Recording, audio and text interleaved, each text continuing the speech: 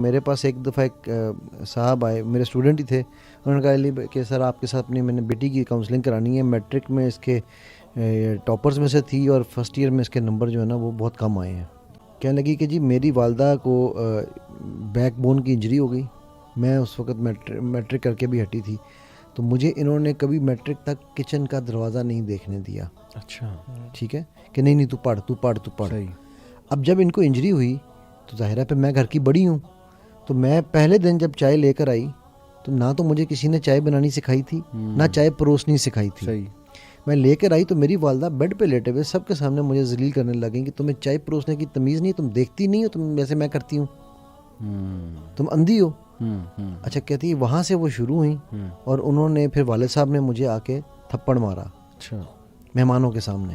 تو پھر اس کے بعد دوسری اس نے بات کی, کہنے لگی کہ سر میرے کمرے میں اے سی لگا ہوا ہے اور میرے کمرے میں ٹی وی بھی ہے, کہ پورا خاندان میرے کمرے میں بیٹھ کے دیکھتا ہے. اب مجھے بتائیں سر میں پڑھوں کہاں, میں سرو کروں پڑھوں یا میں اپنی پڑھائی کروں اپنا اس کا ان لوگوں کو دیکھوں.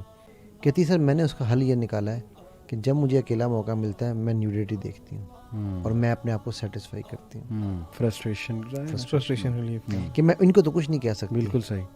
تو میں نے کہا کہ ٹھیک ہے پھر نمازیں میں پڑھتی ہوں سر, ان کو دکھاتی ہوں کہ نمازیں پوری پڑھ رہی ہوں. اور شیطان کا یہ بڑا ٹول ہے کہ فرسٹریٹ کر کے نا اینگری کر کے بندے کو گناہ کی طرف جو ہے وہ لے جاتا ہے. تو وہ جو ماں کی وہ سکھانا کہ لوگ کیا کہیں گے کہ اس کی بیٹی کو سامان پروسنا نہیں آتا, بیٹی تباہ ہو جائے صحیح, لوگ نا تباہ.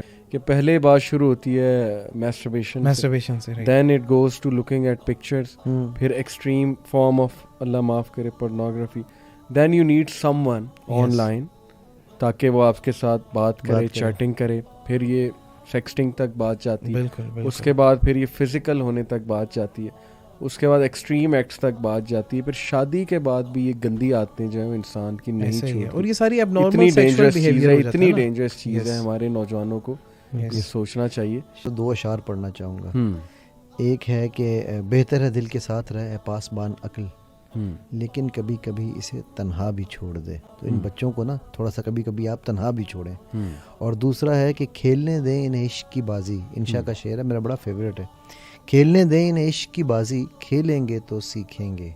اب کیس کی یا فرحات کی خاطر کھولیں کیا اسکول میاں.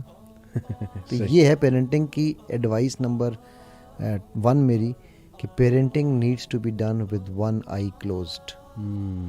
کھلی اس لیے کہ کہیں کھڈے میں گر تو نہیں گیا, زبردست. بند اس لیے کہ جانے دو یار کھڈے تک ہی جا رہے ہیں. زبردست. کتنی ایسی راتیں نوجوانوں پہ آتی ہیں کہ جس کے اندر وہ ساری رات گلٹ اور ریگریٹ میں گزارتے ہیں اس پورن ایڈکشن کی وجہ سے.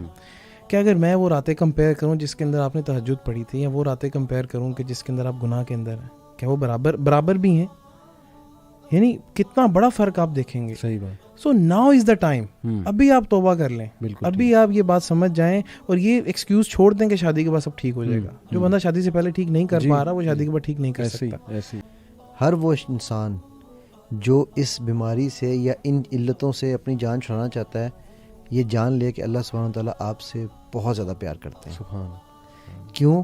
اگر وہ آپ سے پیار نہ کرتے تو وہ آپ کو کھلی چھوڑ دے سکتے. پھر آپ میں سوچ ہی نہیں آنی. جو لوگ ہمارے یہ سوچتے ہیں نا کہ یار میں اب تو میرے سے نہیں ہو سکتا, لیکن میرے دل میں یہ درد ہے کہ میں کیوں کر رہا ہوں, تو آپ یہ جان لیں کہ اللہ آپ اللہ کے فیوریٹس میں سے ہیں. آپ اللہ کی نظر ہے.